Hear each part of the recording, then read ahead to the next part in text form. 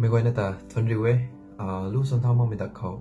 จำไงไม่ขนาดหัวเรานี้ก็ได้สนะเดลีก็บ่ไม่รอกไม่นานน้องก่อยเขามีก็ตัววันนี้ไม่ date 8 November 2025 Saturday เป็นไงให้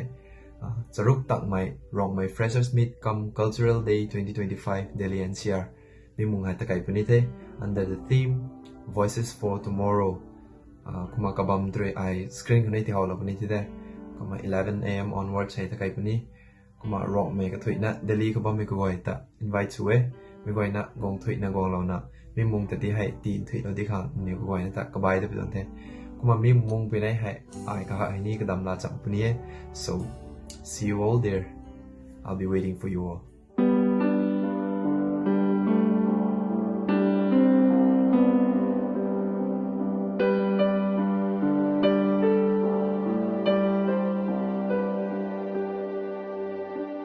Hey wrong me gọi